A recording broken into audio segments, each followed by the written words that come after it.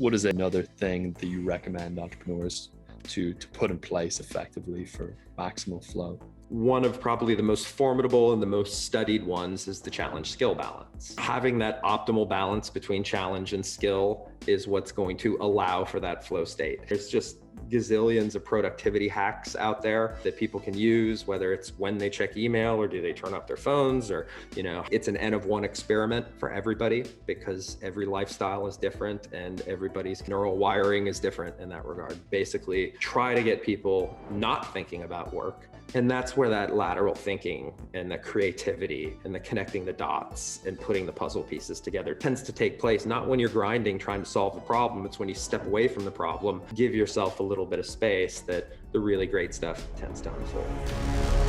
What does it take to do the impossible?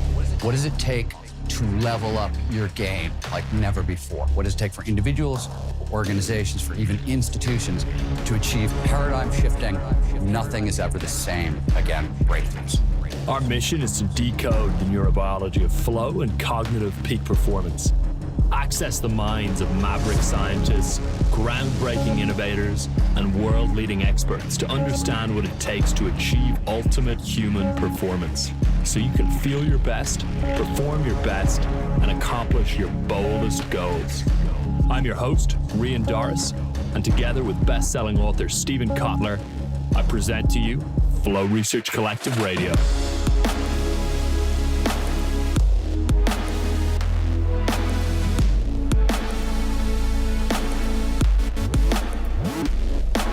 Gerrit McGowan, welcome to Flow Research Collective Radio. It is great to have you here. I've been really excited for our conversation from all sorts of different perspectives. What you're interested in, the work you're doing, overlaps with our work just in really exciting ways from my perspective. You're an entrepreneur, you're a flow researcher, and many other things. And I wanted to start us off, before we go to the flow topic and get nerdy on that side of things, I wanted to go through your entrepreneurial journey, because it started quite a while ago. I believe around 2004, when you were in graduate school. You set up a consultancy based around sustainability and then moved into a number of different startups. The one I would love to talk about, which I know you had an exit with, is Kula. So to kick us off, can you give us a narrative overview of your journey from this integrity group back in graduate school up through a number of the companies you've built and exited to where you are now with your study of and interest in flow? Sure. First of all, Rian, thank you for having me. As you know, there's nothing I like talking about more than flow and entrepreneurship. They're my passion, my purpose. So one thing I don't like talking so much about is myself, but I guess in the context of a podcast, I'm more than happy to share my story a little bit and how I got from a point A to a very, very different point B. I guess that's kind of been a common theme in my life. I guess I've been an entrepreneur my whole life, even before graduate school. I left home at 16, hustled most of my life, found my way. What were some of your earliest hustles? At really young ages, I was like buying and selling everything I could collect. A lot of like trading cards. I got to be a teenager, like collecting beers, left home, throwing rave parties, built a company when I was in college to do videography on whitewater rivers. I used to be a competitive whitewater kayaker. Pretty much anything I could to make a living and get by. I guess I always had problems with authority and like to do things my own way. I think a lot of entrepreneurs share that early story, but it's kind of all I know. Pretty much all the jobs I've ever created, I created for myself. But yeah, it was in graduate school where I really kind of, I guess, legitimized and really started building businesses that had the potential to scale and grow.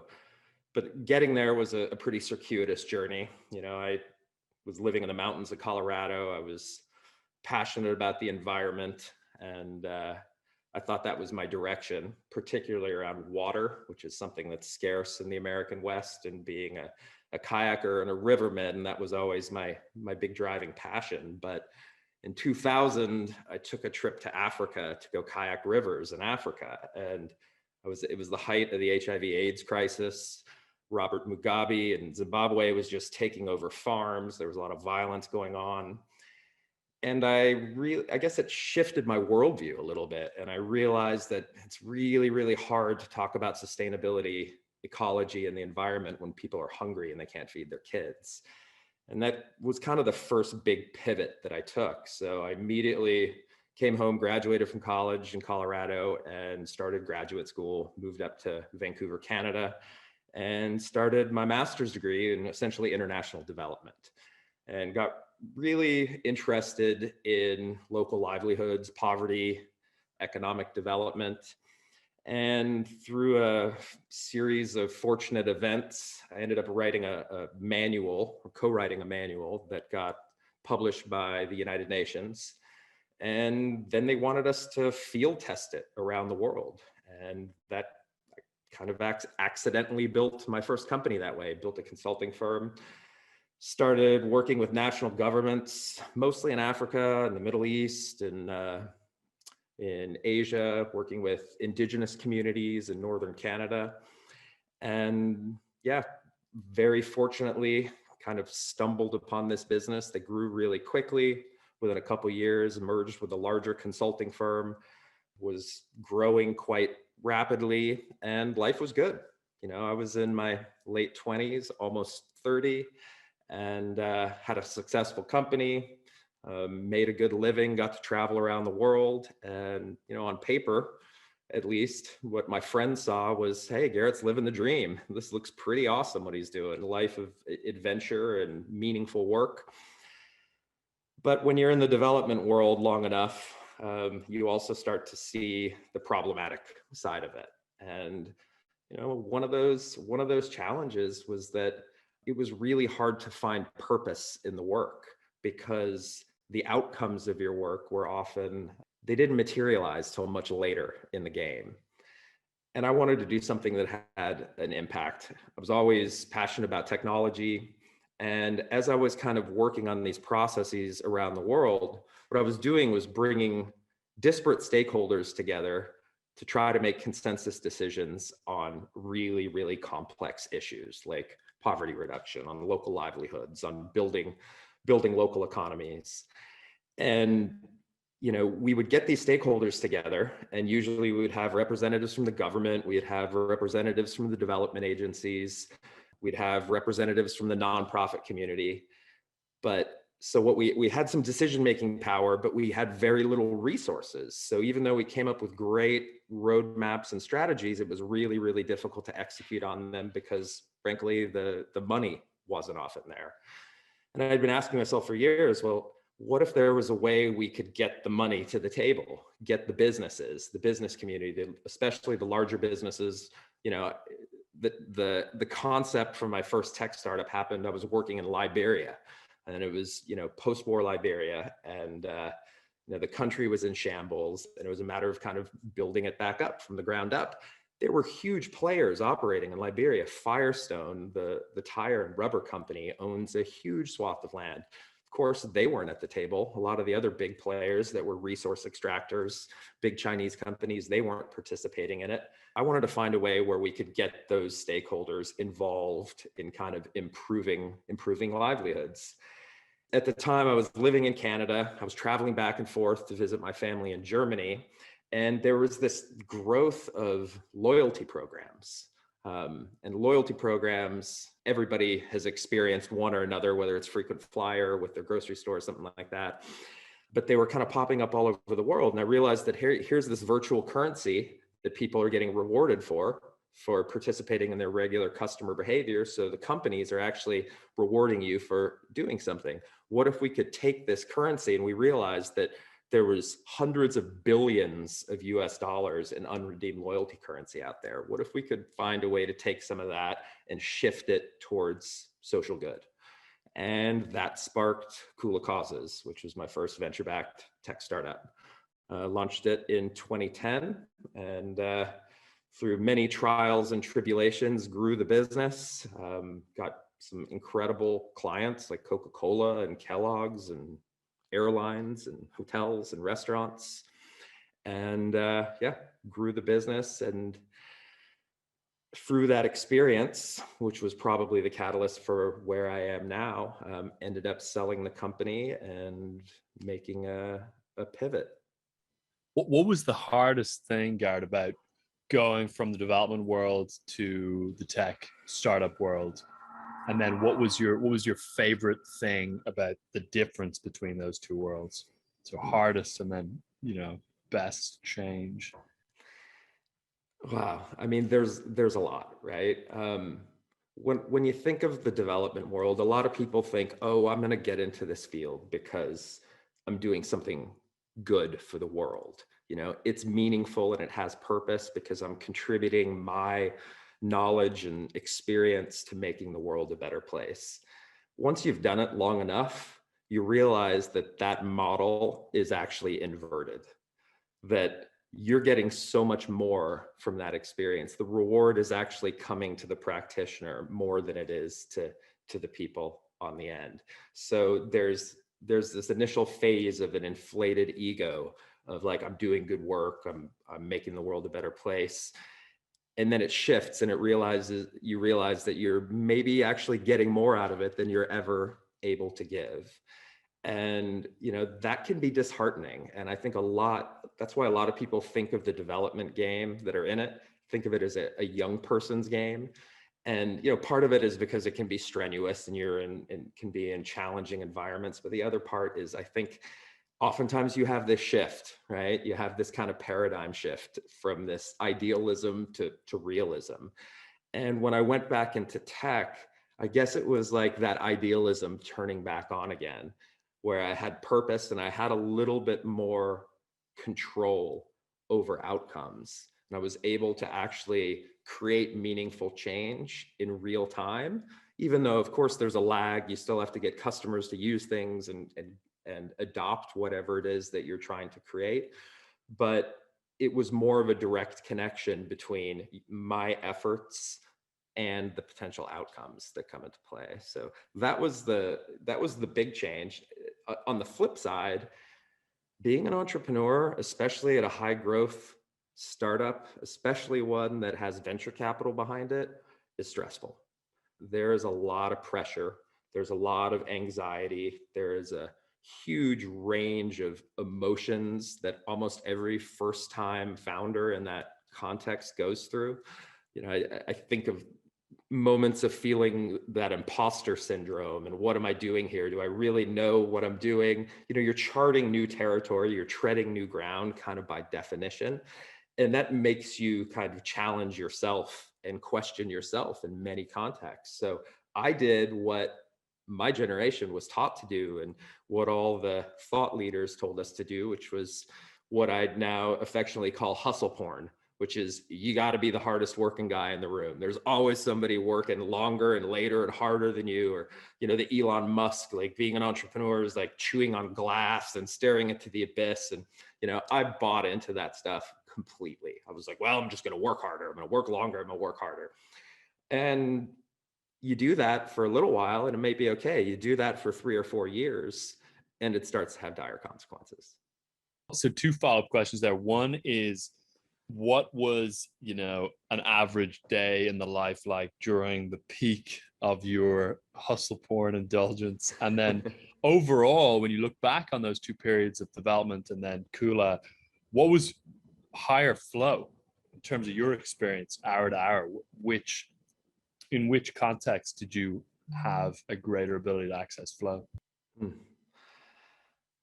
Well, higher flow, the easy answer for me, and very personally, was neither, right? I spent the previous decade chasing whitewater and hucking myself down mountains for years. And where I didn't know it at the time, I didn't even know the term flow. I didn't know what it meant, but I was absolutely addicted to it. And I was seeking it all the time because I found it in such deep and profound ways in other aspects of my life. In the work environment, I found that it was rare that I had those experiences, period. Whether it was in a startup, probably it was less in the tech startup because there was so much more challenge as opposed to skill. There was just so much more stress going through it. There were so many external variables beyond your control.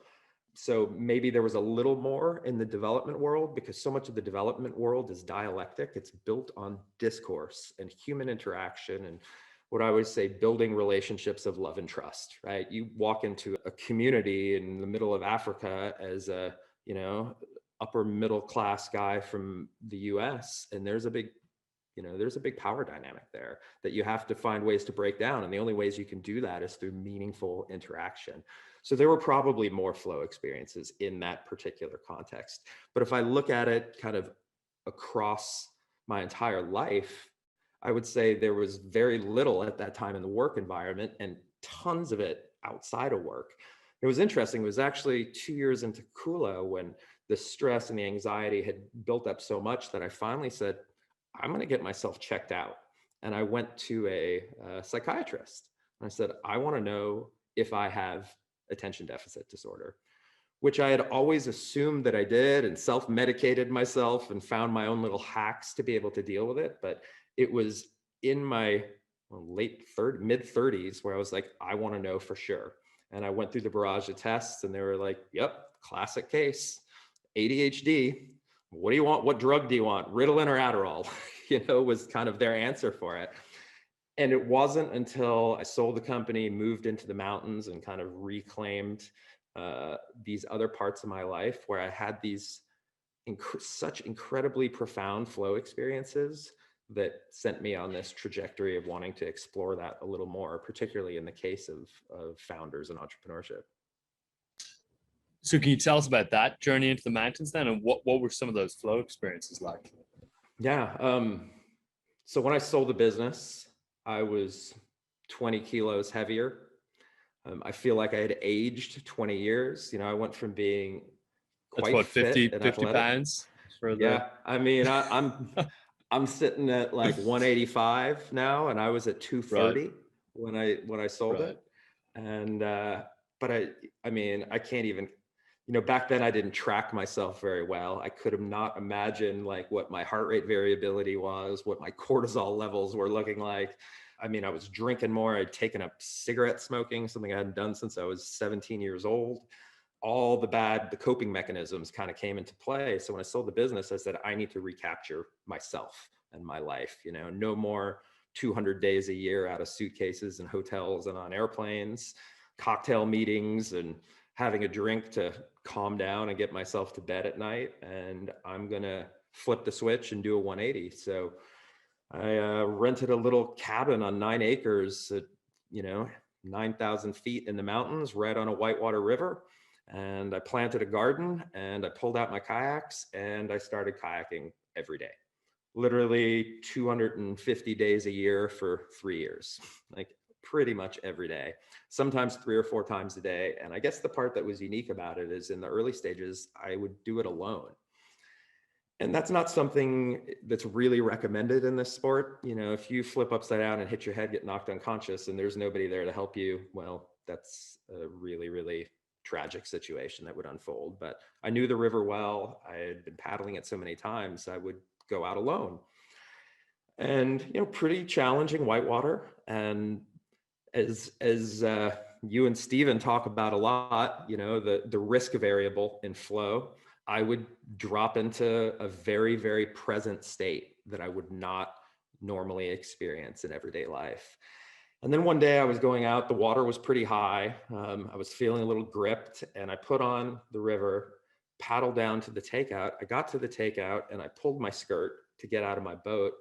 And I had this moment where I came to, and I realized that I had no recollection of the previous 90 minutes. That I completely blanked out. And initially I got kind of scared. I was like, is something wrong with me? And, I talked to some friends about it. Nobody really knew. They were asking me like, oh, what are you doing? Smoking a bunch of weed before you go, and like asking the kind of classic, like dirtbag mountain athlete questions. And I didn't really have an answer for it. And then a couple of weeks later, it happened again. And then I started putting the pieces together that I was so present and focused in the moment that I had this transformative time experience. So I immediately started researching it. I was like, what does that? And that's how I'd heard a little bit about flow before. I knew of Mihai Csikszentmihalyi, but I never really started reading and digging into it. And I said, holy crap, not only did I have it in as profound and deep of a level as I think I could possibly experience, but it had such a profound impact on my state of mind, my well-being, that I was able to start doing other tasks right afterward and be so much more focused and so much more productive that I started to see a correlation that if I could pull some of the magic from this one part of my life that some people would consider recreation, and I could leverage that into this other part of my life, which people would consider work, that there's some real magic there that we can, do incredible things with. That's very cool to hear. I love that. And then you went from there, maybe I'm mixing up the chronology, but you went from there, I believe, to founding and building and exiting another company, or maybe that happened afterwards. But can you articulate kind of next steps from there? What happened with I believe it was Effectuate apps, and then how you got to where you are now researching flow? And also, I'd love you to touch on what did you find when you started researching flow that pulled you in so deeply? Was it Csikszentmihalyi's work, or what pulled you in? Well, I mean, after selling Kula, spending some time in the mountains, like any lifelong entrepreneur, you start getting the itch to create value again. And I'm not an artist. I'm a pretty mediocre musician. Like, to me, my canvas is business. It's where I can be creative and exploratory. So it was only a matter of time that I did that again, kind of self-invested in a couple little ventures that didn't really go very far. You do this long enough, you learn to fail fast and quit before it gets ugly. And then I had this opportunity to come to Europe and help out a university building up kind of their startup ecosystem. And while I was there, I was working with a bunch of young founders that were building their businesses. And in Switzerland, it's really hard to find software engineers. And when you find them, they're incredibly expensive, because a software engineer coming right out of school in Switzerland can get a job at a bank with 12 weeks of paid holiday and all the perks. And why go work for half that pay for a job that may not be around for 6 months? So I was trying to help these founders, and a random series of events, and I found myself in Macedonia. And I connected with looking for software developers and found a bunch online and hopped on a plane to Skopje, Macedonia. And I'm pretty well traveled, but it was the first time in my life that I actually had to look up the country on a map to know exactly where it was. But flew to Macedonia, met some incredible young engineers, and started connecting them with the founders that I was working with. And next thing I know, the company grew. There were 30 employees. We had tons of businesses, and it was a nice little accidental venture that came along the way. But ended up selling the client base and the company to the guys in Macedonia. They needed it to grow, and I wanted to go walkabout for a while and explore my next journey. And I wanted to dig deeper into this flow topic and spend some time. So my partner and I decided to do a trip around the world. And I'd already read Flow by Csikszentmihalyi, but here's a little plug for you guys. I picked up The Rise of Superman before I got on the plane. Nice.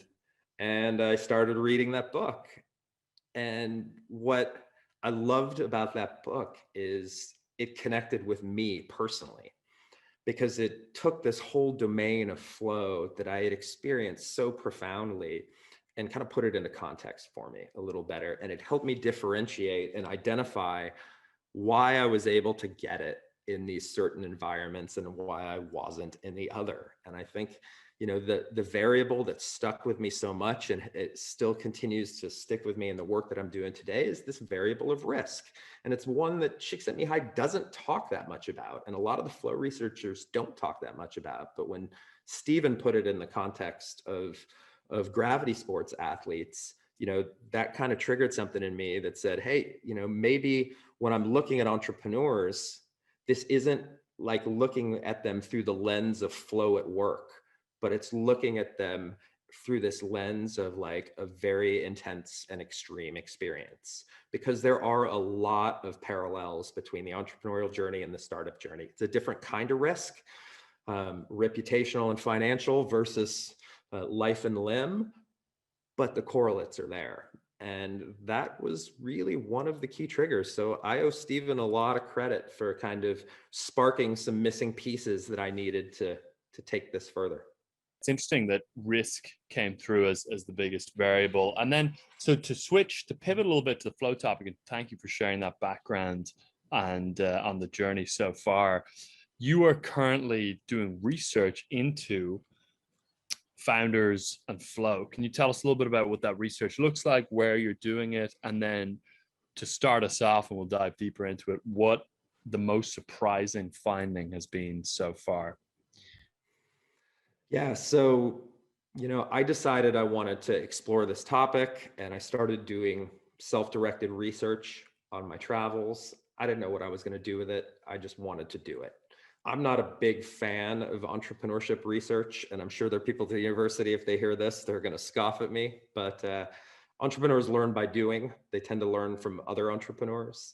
If I was going to find anything of value, I wanted to find it a way to kind of intravenously get it into the bodies of entrepreneurs and not through academic literature that nobody tends to read. After being in the development world and creating so many strategies and plans that collected dust on the shelf, that was absolutely not appealing to me. So I was just planning on doing that. And then I randomly connected with a professor here at this university that I'm at now, WHU in Germany, which is a very small, very elite business school, 1,400 students, but a massive footprint. There have been 8 unicorn billion-dollar startups coming out of this university in the past 15 years. So it's a unique little place. But I met this professor. Turns out he was also a competitive kayaker.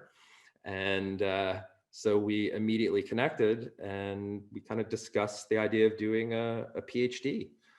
And my initial thought was, I'm in my 40s. I'm a little old for this shit. I don't know if I really want to take that journey, but I've got family. My mom is in Germany. My sister's here. I thought it was a nice opportunity to be a little closer to home. So a couple years ago, I decided I would take this research topic and, bring it into the support of the academic environment, where I can get people that can take a very practical minded entrepreneur and teach me some skills on structuring research a little more effectively.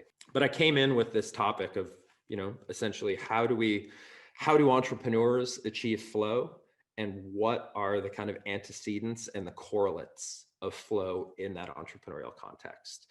So I initially started the project a year ago I had about 35 entrepreneurs participating. I wanted to find an environment where they were all operating on the same conditions. There's so many challenges with studying entrepreneurs in the wild, right? Like, they're all in such different contexts. They're all operating on such unique and different business models. They're at different stages. They're coming from different parts of the world. But I found an environment where they were all operating under a control. And that control is startup accelerator programs. If you're not familiar with startup accelerator programs, there are pretty famous ones around the world, like Y Combinator, like Techstars, that have spurned off some of the largest, most successful brands that we know today. The nice thing about these programs is they're fixed term, and all of the founders that are participating in it go through the same kind of regimented process. Techstars calls it the playbook. So they're all doing the same basic stuff every day, which provided a level of a control within the study. So I partnered with 2 of these programs in Munich and Berlin, recruited participants, and last year did the kind of classic flow study, which is self-reporting. Now, a lot of flow research originally was done with experience sampling. So people were getting pinged at random times throughout the day, and then they would have to answer a survey. That doesn't work with entrepreneurs. When they're focused on something, you got to leave them the hell alone. They're just not going to answer you, right? They've got way, way bigger fish to fry. So I had to find a way to alter that a little bit. So we did kind of a reflective daily diary at the end of their day where they would report. And we started going through this process, and about 3 weeks into the 14-week study, COVID lockdown hit. So all of them had to go home. Everything got shut down. They started working from their homes. We still kept collecting data. There was a big kind of perturbation and gap in the middle of it, but we kept collecting data throughout. But one of the things that I realized is that the problem, it was another problem that I didn't expect studying entrepreneurs in the wild, which is these are people that already consider themselves to be pretty high performers. They generally are pretty high performers. They have tremendous risk tolerance. They have the ability to persevere through complexity and generally manage stress pretty well. And they also want to present themselves in that light, because one of their next steps in growing their business is raising venture capital. And in order to raise venture capital, you kind of have to have this perception of, to put it bluntly, having your shit together, right? So I believe there was a lot of inherent bias I think they were all really good at gaming the study and really good at kind of guiding it in a way that made them look as good as possible, even though it was anonymized, even though that they knew nobody was going to attach them. They still had this inherent need to present themselves as operating at a very, very high level. So in a lot of ways, COVID was a great kind of random putting the brakes on the study, because it gave me time to take a step back and reflect. And I said, how do we kind of manage this bias? Started digging back into the literature, started talking to some tremendous flow researchers in Germany and around the world. And I identified through the literature that there are some physiological indicators and biomarkers of flow. They're not totally clear yet. We don't know if it's a cascade. We don't know if you need all of them or some of them, but we know that there are some that have pretty strong correlations to flow. So I started looking for technology that I would be able to do that with. And I bought a ton of different wearable devices, fitness trackers, and something that I've been doing for years is my own kind of N of 1 studies on myself with exercise, with diet, with different molecules, like anything I could do to kind of optimize my concentration, focus, and performance, and kind of ran myself during lockdown through a whole bunch of these tools that I could use to measure, as well as different interventions that I could kind of practice on myself. And then I talked with a lot of entrepreneurs that weren't participating in the study, and I realized that most of them at this point are aware of the concept of flow. Most of them have a bunch of flow hacks that they're already using. So I shifted the study and said, all right, we're going to put some wearable fitness trackers on them, be able to at least track their resting heart rate, their heart rate variability, respiratory rate, overall day strain and activity, sleep cycles, and then have them also do the flow short scale survey. So we would be able to see their self-reporting, but also take a look at the physiological underpinnings to see if they correlate. The key thing is that's only the baseline of the study. It's not actually a quantitative study, it's a qualitative study. Being an entrepreneur, like, we can crunch data all day and we might be able to see some trends and patterns in that data. But what I'm interested in is, what are people doing to actually affect change? What are these high performing people doing to mitigate the complexities and stresses of their environment to operate optimally?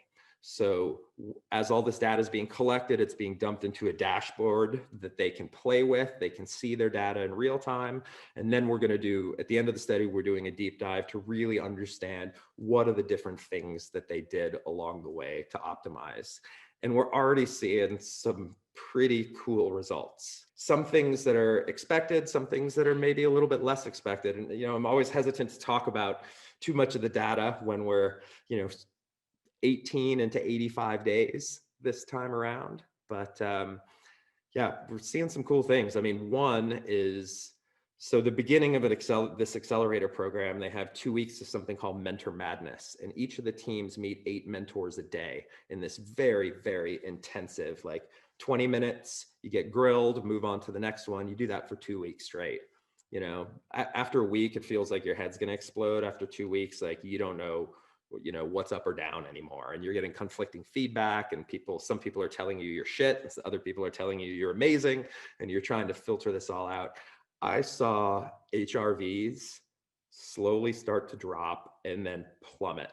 So almost the entire cohort of participants were just like, pff. But there were a couple that managed to go on morning runs and do other things that were keeping it up a little bit better. They were having better sleep. They were having overall better biomarkers, and their flow responses were better as well. So there already some clear, again, not surprising, but clear that people that were like maintaining their physical health were having pretty good contributions to their mental health. More recently, we've seen people take weekends off because the program's starting to stabilize in a phase. And had someone the other day that went skiing and who was kind of scoring pretty low, took 2 days off and went skiing. And the past few days, just been crushing it and just been doing great. Again, 2 days after her little 2-day ski trip, but now it's going great. So there's some interesting things that are unfolding. Interesting. Yeah, that's one of the things we always recommend people do, is have a primary flow activity that they can engage in with a high reliability of flow, like skiing or kayaking or surfing or whatever it is, or a creative endeavor, with the expectation being that the ability to get into flow will transfer to other activities, that it's not activity dependent, but that it transfers across. So it's super interesting to see that some of that data is coming through already. What are your, from having started obviously researching flow within an entrepreneurial context directly, and then having been in entrepreneurial contexts, what is some advice you would give founders to achieve the goal of growing their company, well and fast, but by leveraging flow? I think ultimately, what people want the most, whether flow is going to help with this or not, is in that context success entrepreneurially. So what are some of the peak performance or flow pieces of advice you would recommend to someone who is kind of locked into some sort of entrepreneurial success as the primary outcome? Well, there's a ton, right?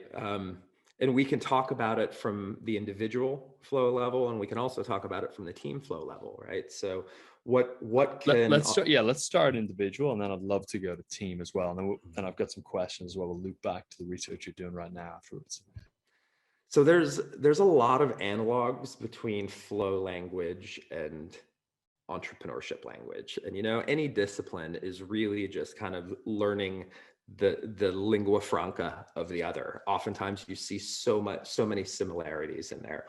And I try to connect the dots with entrepreneurs, going from like Aristotelian philosophy, using Aristotelian philosophy to kind of bridge the difference between like entrepreneurship and, or even Stoic philosophy. For some reason, the headier and more academic you are, the more they tend to resonate with those kinds of things. But first and foremost, I think you got to start at the beginning, which is, as Simon Sinek always talks about the why. Like, what's your why? What's your purpose? And, we can go into self-determination theory and intrinsic motivation versus extrinsic motivation. But in the end, like, there's not going to be flow and there's not going to be success if you don't have intrinsic motivation.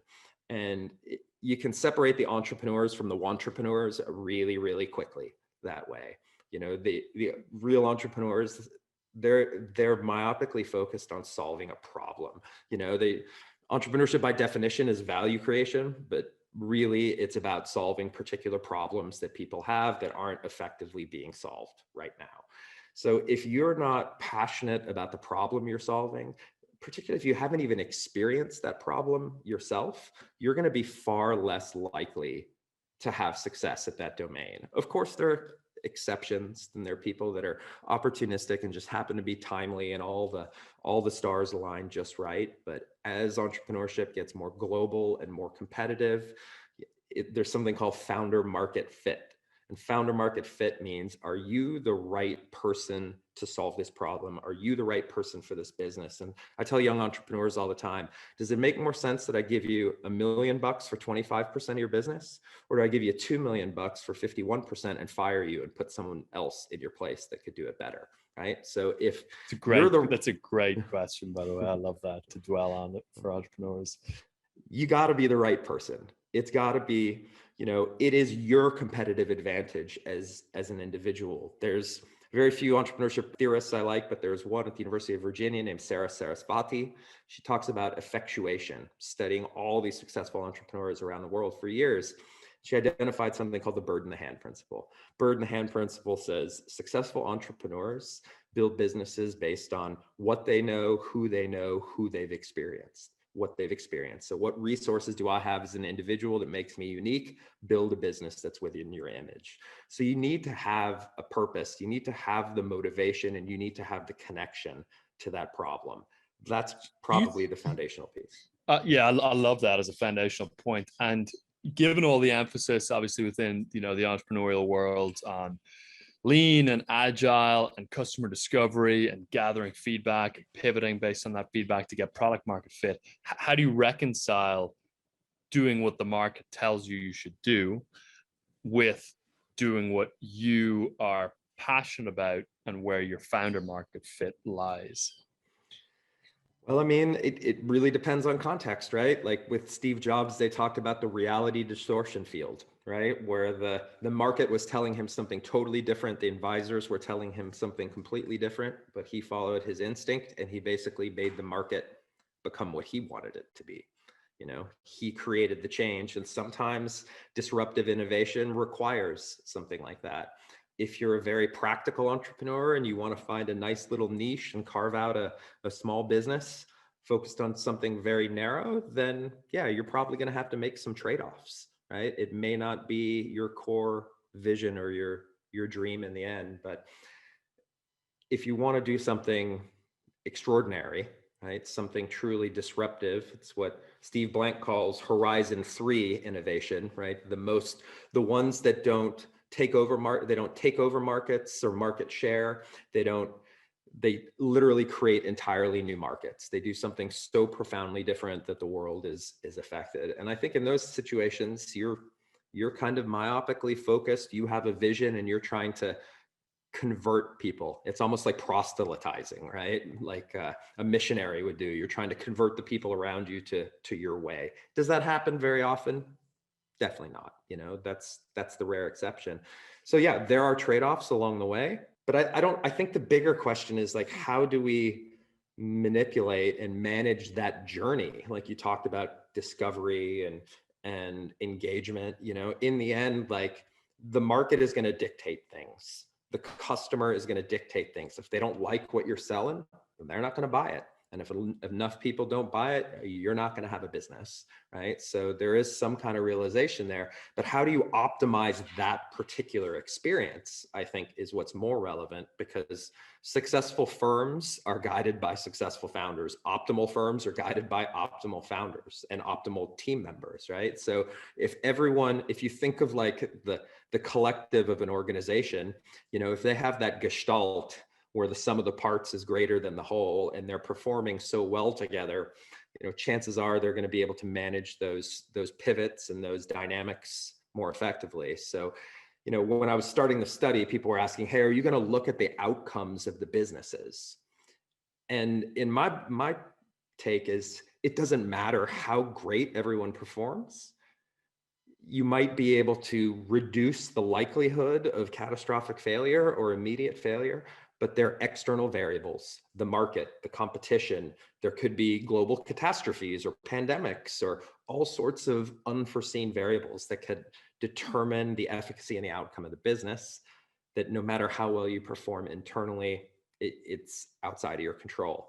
And that, of course, is one of the interesting aspects when you look at the triggers and the kind of characteristics of flow, the sense of control, the ambiguous feedback, the clear goals, and you got moving goalposts that you're often chasing. So it makes, at least for founders in certain roles, especially the kind of top level original founders, CEOs, core strategic decision makers, there's a number of those flow characteristics that are really, really hard to achieve in that context. That makes total sense. And I think attempting to optimize for founder product market fit and get that full alignment is obviously what's optimal then based on what you're mentioning there. So I interjected, you mentioned purpose and passion as the first thing, what is a second or another thing that you recommend entrepreneurs to put in place effectively for maximal flow?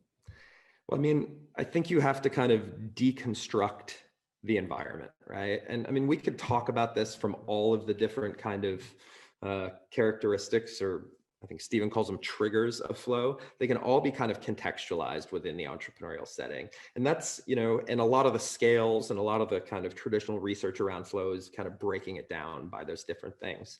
But, one of probably the most formidable and the most studied ones is the challenge skill balance, right? Like, having that optimal balance between challenge and skill is what's going to allow for that flow state.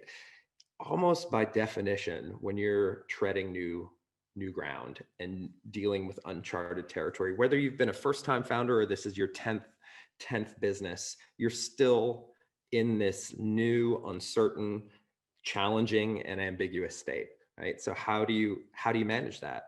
And I mean, it really comes down to, at least what I've seen so far, is the way people break down their individual tasks and their individual aspects of their days and their kind of core objectives. And there's a number of different tools out there. I would say OKRs, for example, objectives and key results, is probably one of the more formidable management tools that may be more conducive to flow, because it's objective focused. So it's establishing the goal first, right? And then it's allowing everybody to work towards that goal simultaneously and track their progress along the way. Not a lot of startups use that. A lot of people think of these things in more kind of larger scale, more established companies, but they're tools like that that can work really well. On the individual level, it's breaking things down into bite-sized chunks. Engineers are really, really good at this, right? They'll work on a little piece of code or a really small function. You can see it a lot in agile sprints. They'll create these kind of micro sprints to do a really small task that's easily accomplishable, even though the bigger, more complex picture is less so. So you can integrate certain things into your work experience. There's some, concentration is probably the classic one. And what I've been seeing in the data so far is some people are really good at it. Engineers are great at getting into that space. For some reason, they'll throw on the noise canceling headphones, put the sign on their back that says "F off, I'm coding," and they'll get into their own little bubble, and they'll do their hour, 2 hours of really deeply focused work. A guy like me that's been like a CEO, I'm switching hats. I'm going from capitalization to marketing to product to human resources, and you're getting pulled in all sorts of directions. It's hard. I'm not sure I have an answer for how you can really overcome that concentration piece other than compartmentalize your day. And I mean, we've heard of there's just gazillions of productivity hacks out there that people can use, whether it's when they check email or do they turn off their phones, or, how do they organize their workday to maximize focus. And to me, it's an N of one experiment for everybody, because every lifestyle is different and everybody's kind of neural wiring is different in that regard. Yeah, that transition is very challenging from individual contributor who's concentration heavy because of being the primary one executing tasks for extended periods of time, to leader who, as Andy Grove, used to be the CEO of Intel, describes it, has to optimize for managerial leverage, and whose productivity is determined by the productivity of the organization, rather than their own individual productivity. Even from your own experience, how did you navigate that transition from being the primary workhorse to being someone who's got to optimize the productivity, not of yourself, but of all these other people to have maximum results occur? And how does flow fit into that? Because often, because the tasks that you get to do, even though they're more productive, are often less flowy. It's more shallow work. It's more task switching, as you mentioned. Yeah, I mean, first of all, I think there's a profound difference between a large organization and a small upstart organization, right? You compare Intel to Kula, something that has a couple thousand employees versus, a dozen or 20. There's a really big difference. You don't have management layers. You don't have big hierarchical structures. the CEO is oftentimes having equal dialogue with the lowest paid person on the ladder. Oftentimes the CEO in a startup is the lowest paid person in the company, so there are, it's really a different environment, right? So you're not optimizing the organization because the organization is still evolving and growing so fast. It's like saying you're optimizing a toddler, for fitness when they're growing at such an incredible rate. You don't know what's going to change during that short period of time. So I don't think what you can do is you can optimize individuals, right? You can optimize culture and you can optimize individuals to perform and operate their best. And I'm not sure I've ever done it really, really well. I've learned what not to do. I've learned a few tips and tricks along the way, but I think one is empowerment, right? Everybody needs to feel a sense of ownership, and it's not just giving somebody stock options to say, hey, you're an owner of the company now, but you have to give them autonomy.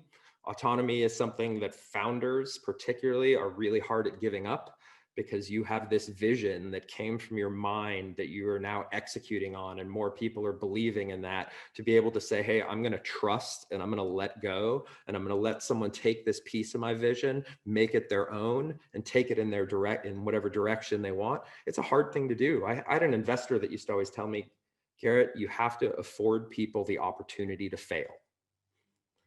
And that's something that really, really stuck with me, because I was so focused on trying to essentially optimize, line everything up to fit the vision, to move forward in this kind of strategic way, because that's the way I was trained and I was thinking, that I probably didn't always empower people as well as they could. And in the end, like, to have an organization that's dynamic and engaged and probably with maximal flow, people have to have their own sense of autonomy. They have to have their own feelings of control. They have to feel empowered. So you can do that culturally in a lot of ways. I love the Jeff Bezos approach of making it hard to say no, being additive, kind of being very dialectic, giving people the freedom to explore. Google does it great for a large company, giving people their kind of creative time. You obviously can't do stuff like that in a startup, but you can do social, fun, like human interaction. That's why I took a lot from the development world, which was like, how do we build these meaningful relationships of love and trust, where we feel like, at least in the work environment, we feel like a family, but also affording people to have those experiences outside as well. And that's something that's really dangerous in a startup, is it gets so insular and it gets so intense. People aren't connecting with their family and their friends, and they're all just grinding and working on this kind of shared goal that, a lot of the magic happens. I think it was at Stolberg that talks about the growth equation, or like strain plus recovery equals growth. In the startup, you got plenty of strain and everybody's focused on growth, and there is almost always a shortage of recovery time. So nowadays, I do things a lot differently than I did my first times around, and basically try to get people not thinking about work, thinking about the things that they love outside of their startup journey. And that's where that lateral thinking and the creativity and the connecting the dots and putting the puzzle pieces together tends to take place. Not when you're grinding, trying to solve the problem. It's when you step away from the problem, give yourself a little bit of space, that the really great stuff tends to unfold. Yeah, it's so important, the space for the breakthrough ideas. People, I think, often, as you mentioned, doing, with your first startup, people way overemphasize execution and way underemphasize strategy. And, one idea can be worth months or years of execution. So I think that's super important. I'm curious, are you seeing different cultures form within the different teams in the accelerator that you're running the study in? And are there any notable differences there that may be worth noting, that are driving more flow within some teams and less flow within others? And they're small teams, given that they're at the accelerator stage, but often culture can form even with a group of 2 or 3. Yeah, for sure. And I want to be cautious not to be overgeneralized while the data is still coming in. And if any of these guys are watching, they probably will know who they are. But what I can say is that, some of the classic things that you would think of, like so the great thing, so I'm using Whoop fitness trackers to track them. So the nice thing is when you have an elevated heart rate for a while, it'll do an activity detection, and then it'll ask you, what were you doing during that time? So they can just say, hey, I was going for a run, or I was doing whatnot. So I can see generally a lot of their physical activity. A lot of guys and girls are tracking their meditation as well. So I'm seeing that. What I'm definitely finding is people that are doing things like meditation and are doing significant physical activity are doing quite well. The people that are more sedentary, I can see it in their caloric burn and their heart rates tend to score lower. But I'm also seeing that in their autonomic nervous system data as well. They're not recovering as well. The strain is different in this context, and the psychological and the mental strain that takes place in an accelerator and on this kind of very aggressive founder journey is profound, and it's physiologically visible. The engineers are having a harder time, I think, without question so far. There are some engineers that are like avid runners that run 5-6 days a week. They're performing a lot better. There are some non-engineers that are not very active that are really, really struggling. And there have already been, some that have had, persistent migraines from stress that have reduced their sleep. I've seen HRVs down in the teens and recovery scores like 1%, 2%, 3%. I've seen people sleeping for less than 2 hours a night for 3-4 nights in a row. That is worth just pausing on for a moment. Like the at least if you're a human being, the level of uselessness that you end up at after 4 nights of 2 hours of sleep is extreme. The thought that compromising that sleep is going to result in greater productivity gains, is really backwards, at least in my opinion. I mean, 100%. But, I certainly fell into that mentality is like, caffeine and nicotine or whatever will power me through until I can like crash on the weekends. But, studies on circadian rhythm certainly show otherwise. What do they say? After 10 hours of wakefulness, every hour beyond that, it's like adding 0.005% alcohol content to your blood, right? So, you can imagine 2 hours of sleep for 4 nights, and it's so profound. And I'm seeing these people's physiological data. It's difficult because you want to intervene, I literally want to step in and intervene. And because I care about these people too, right? I'm also a mentor for them. And, so I have been, I'm like, hey, check in with yourself, get some rest. It's a marathon, not a sprint, but, it's hard. And I guess that's one of the other patterns I've seen too, is I do a baseline. I do this flow frequency scale at the beginning to kind of understand people's disposition and their potential for scale. I guess maybe they call it like the autotelic personality. Corinna Pfeiffer designed this frequency scale. And I asked them for a bunch of their their history on founding a business, what their role is, how many startups they've created before, what their core competencies are, do they have domain expertise in the industry that they're tackling, and so forth. And the ones that have been on a startup journey, that have been a founder before, seem to have more tools in their toolkit. They seem to do more outside of work, be a little bit more balanced. I see their waking times and their sleeping times in this app, and their deep sleep, REM sleep, light sleep, how many disturbances they have per night. There's a lot of data coming out of there. And, I've only been kind of glancing at that resolution of data on my own, but I see a lot of patterns that I'm really familiar with. And I'm definitely seeing more of those rough patterns with people that are on their first time founder journey. I think once you've done it before, you've kind of kicked your own ass a few times, you start learning how to manage it. You have more interventions that you can use. And so far it seems to be exercise and meditation. I've been really, really big ones. Once we get into the qualitative component of the study, we're going to be talking about caffeine and nicotine and dietary approaches. And, I've got a huge list of other interventions that we're going to be digging through to really understand what they were doing during those times other than work. But the ones that seem to be doing nothing but work at the expense of recovery and sleep and balance in their lives, their bodies are responding poorly. And my guess is their psychological state is responding pretty poorly as well. It sounds like recovery is a huge one. And I think that's more so the case within early stage entrepreneurial teams and founders, because the drive is such a given. That box is checked so fully that it really presumably is the recovery side of the spectrum rather than the willingness to embrace stress and exert side of the spectrum.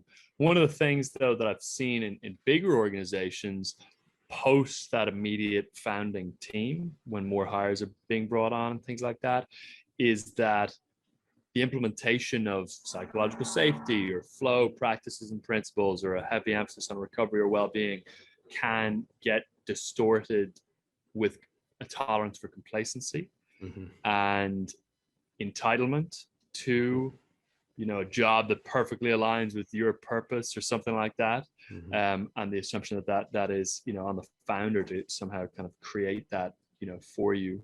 How do you recommend people mitigate that and ensure that organizations, as they grow and scale, aren't just high flow but are high performance, which I think can actually be two different things as well? Sure. I mean, I think it's clear that, flow is not analog to, firm success. There are too many variables at play.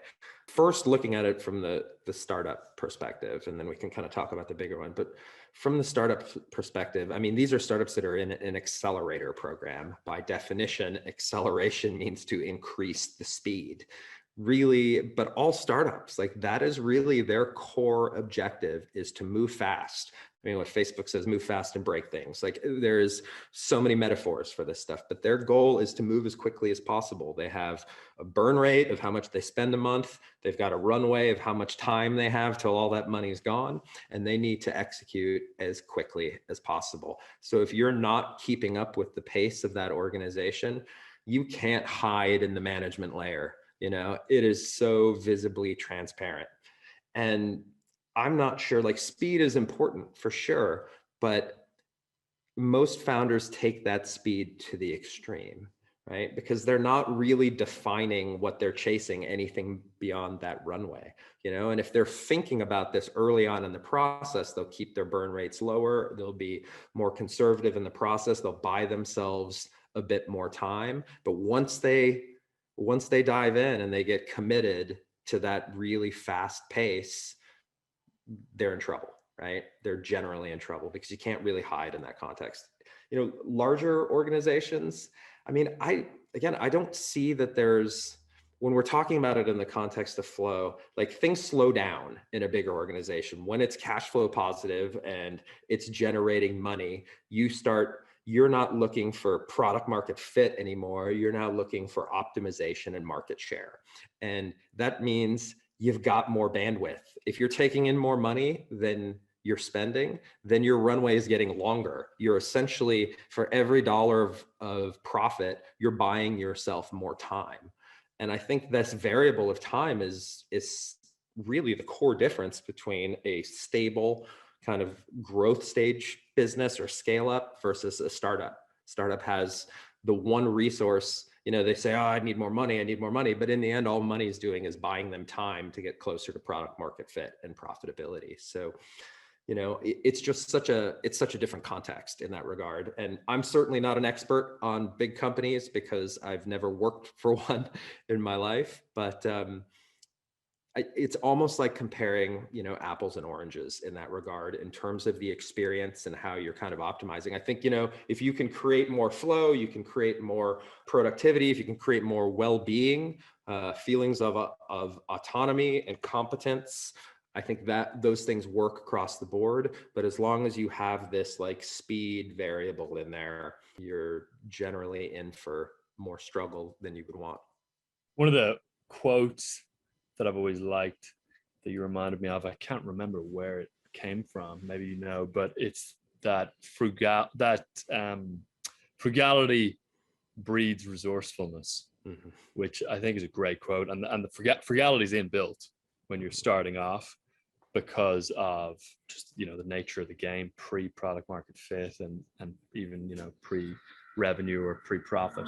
So yeah, I wonder the extent to which those constraints are drivers for flow in the early stages, even though they also obviously add pressure and stress and, you know, and challenge. I think, at least in my experience, is limited resources are negatively correlated with flow. Interesting. You know, because time is a factor. You know, I mean, if you just think of like the rest and recovery side, right, the parasympathetic side, if you're not leveraging that, if you're not providing yourself that, the chances of, you know, optimizing your performance are going to decrease anyway. So if you have 26 hours of work to do in a 24-hour day, which is actually not an uncommon thing to hear and even to experience, the first thing you're going to sacrifice is things like your rest, things like your free time. So I think the key thing is creating that culture and the preconditions early enough in the process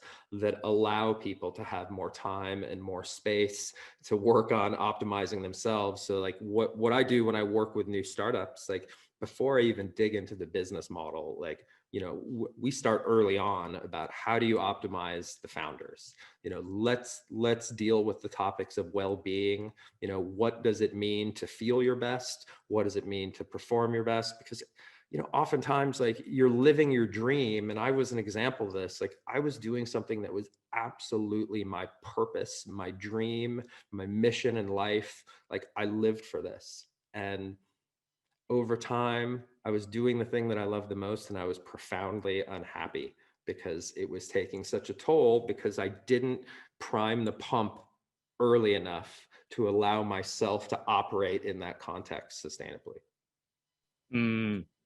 Yeah, it makes a ton of sense. It's interesting. I suppose the dichotomy that I'm trying to, you know, prod at is how do you build a culture around, you know, flow, recovery, well-being, psychological safety, etc., at scale, with, you know, whilst keeping performance, accountability, output equally high on the culture's priority list. And that, yeah, that's one of the things I've been thinking about a lot. Yeah, I mean, you've got to provide people individual autonomy, right? You know, I think if they're motivation is such a key part of it. And I think motivation is maybe the thing that gets lost at scale. You know, there's like so many of the greatest things in life get lost at scale. You know, democracy gets lost at scale. Like autonomy in those conditions get lost at scale. The motivation, the drive, the purpose, the passion often decreases at scale, you know? So that's why so many big companies want to act like startups.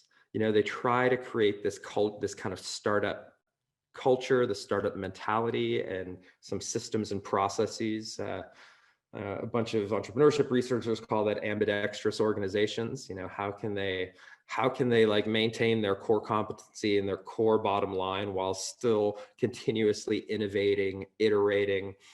And it's super duper difficult. And one of the main reasons is these organizations are made up of people. And, you know, there's a complacency that exists. They're just different people. You know, you can't say, hey, here's someone that's risk averse and really just wants to work from 9 to 5 and get a paycheck. And then say, hey, we want you to, you know, shake things up, do something that could put your reputation or your career at risk, you know, could have a negative impact on what you do, when that's not who they are, you know. And I think in the end, we're really talking about different personas in these two contexts, you know. So, you know, if you want people to have autonomy, you want them to have like intrinsic motivation, then you need to find people that are intrinsically motivated about things like that. And the larger the organization you have, I think the less of those people you're going to have. So then you have to try to do it through different techniques, management strategies, and cultures, but it's not going to reach everybody. That's why I think the startup is such an interesting lab, because everybody is operating under the same conditions, on the same page, all towards the same kind of shorter term shared goal, rather than, a large organization has multiple different targets that they're aiming for.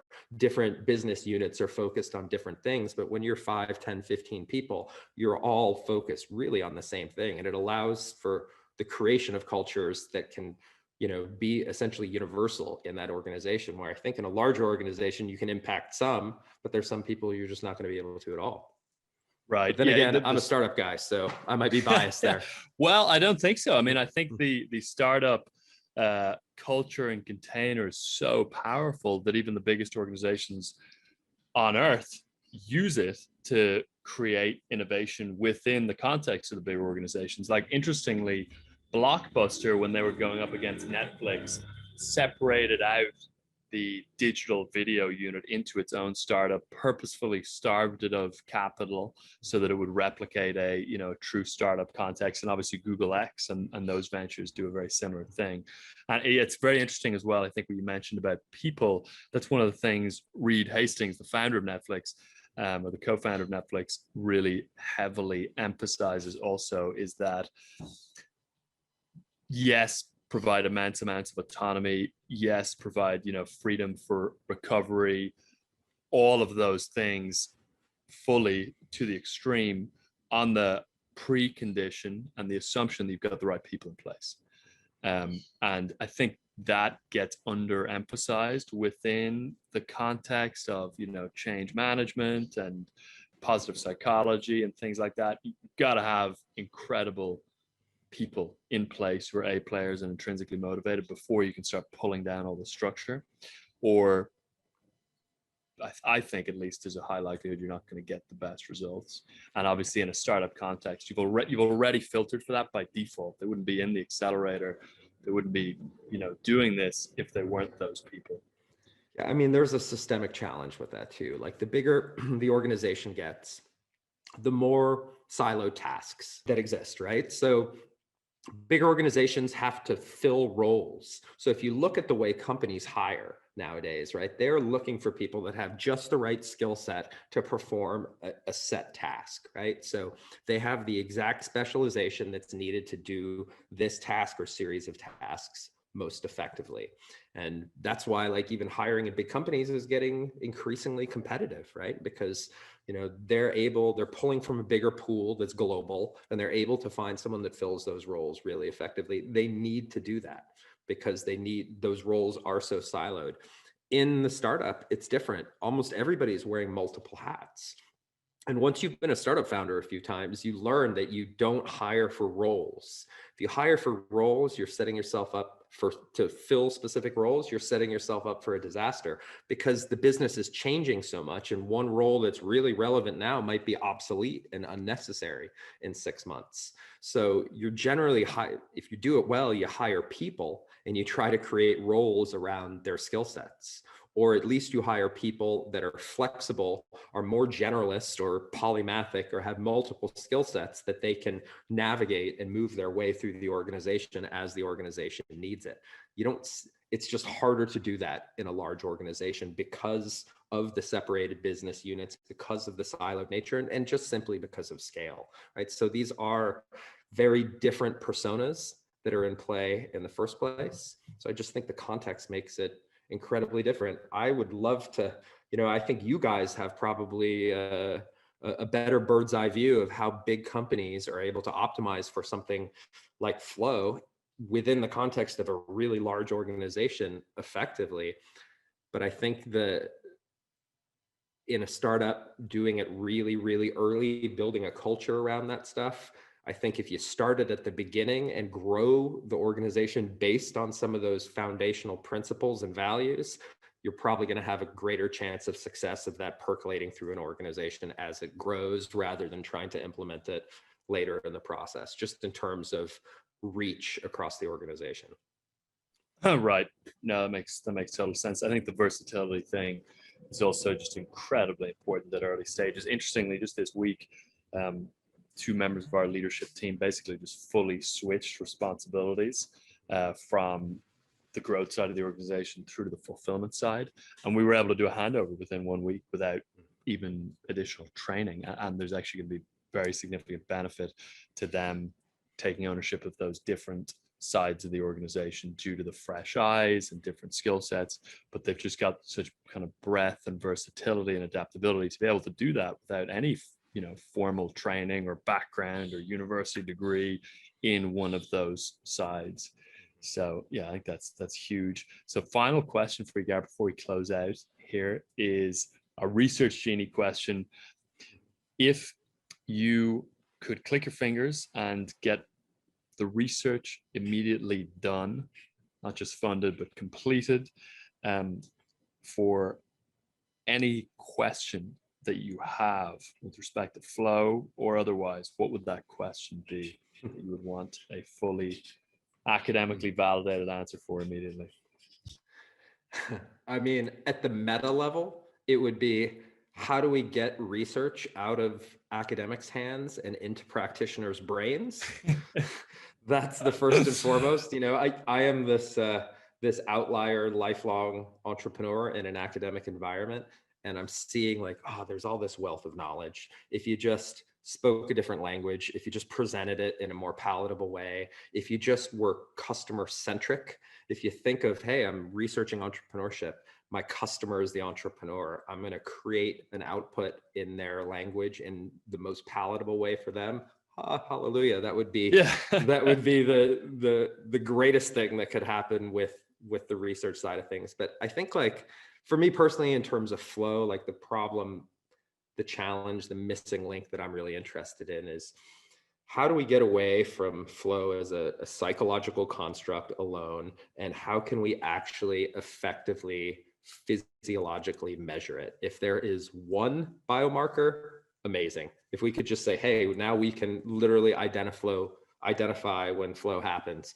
If somehow a transition to dopamine and anandamide was just boom, that's 100% clear. That would be amazing if we could find a cascade or something along those lines of neuroelectricity and neurochemistry.